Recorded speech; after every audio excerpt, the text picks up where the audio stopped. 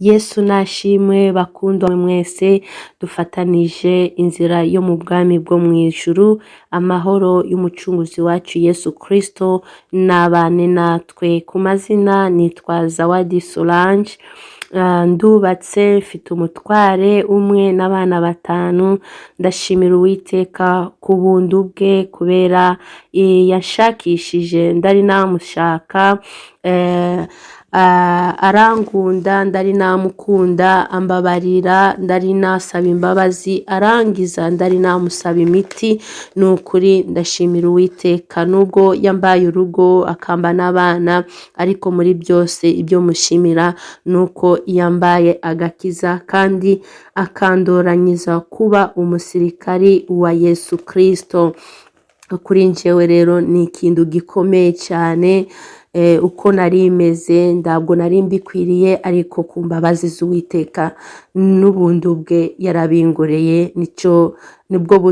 Nibwo butunzi mfite kandi nibyo niratanira, kubera nshoboza byose n'umwami wacu Yesu Kristo. Haleluya. K'uyu munsi rero ngaba nifuza gusangira namwe ijambo ry'Imana nguko intambwe 10 zikora umusirikari wa Yesu Kristo. Nguko nabivuze mbere kugira ngo ube umusirikari wa Yesu Kristo, hari ibintu utozwa, hari ibintu wiga.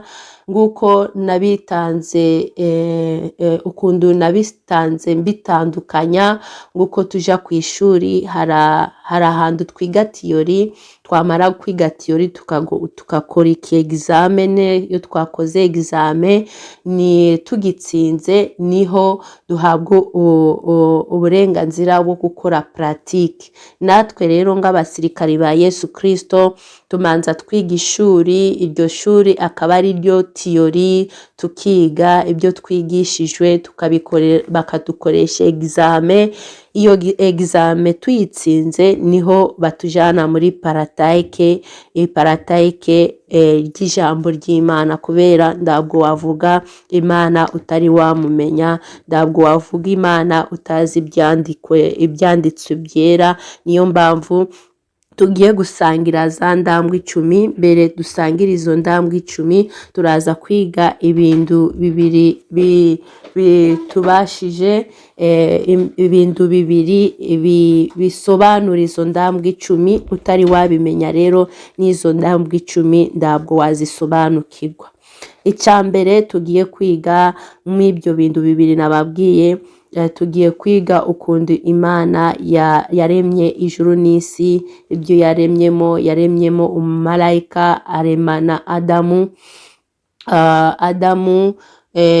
Yesu yatangiye kurema mu ijuru, arema umumarayika, ahumekera mu mumarayika ububasha bwo kumenya, ububasha bwo gutekereza, ububasha bwo guhitamo, ububasha bw'umudendezo utavogerwa. Ibyo yahumetse mu mumarayika nibyo yahumetse muri Adamu.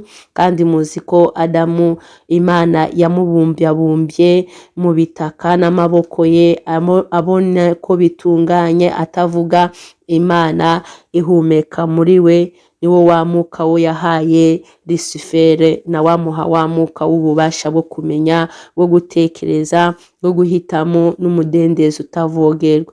Ibyo bintu kari bine ni ubumana bw'Imana yaduhaye kugira ngo twishire twizane.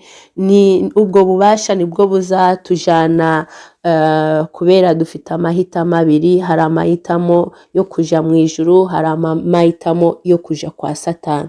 Ubwo rero ubwo bubasha kari bune nibwo bukuyobora kuyoboka Imana cyangwa kuyoboka Satani. Ibyo rero nibyo bintu bine by'Imana yahumetse mu muntu. Yo wamenye urunguka, yo wungutse ubitekerezaho, yo wabitekerejeho ubihitamo, yo wabihisemo ukabijana muri wa mudendezo utavogerwa, kugira ngo uzarangiza akazi kawe neza. Imana iduha umugisha.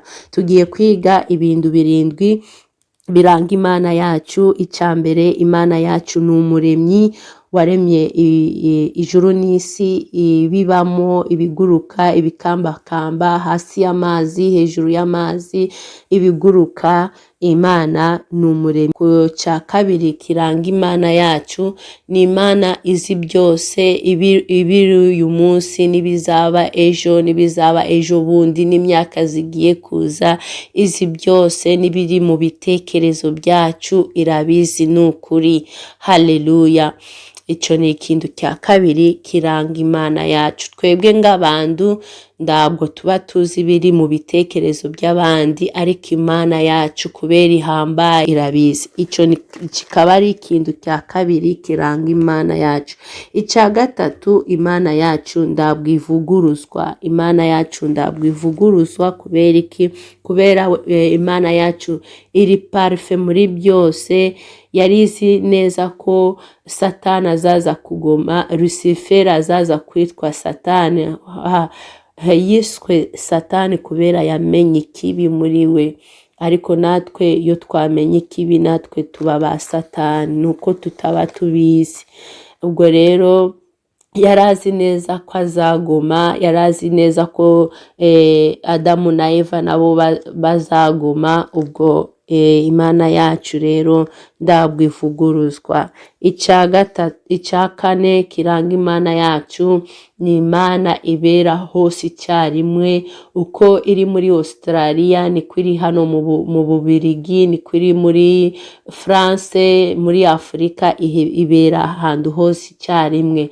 Twebwe nk'abantu ntabwo twabera ahantu hose icyarimwe, ntabwo bishoboka. Ubwo rero icya gatanu kiranga Imana yacu, ni Imana idapfa.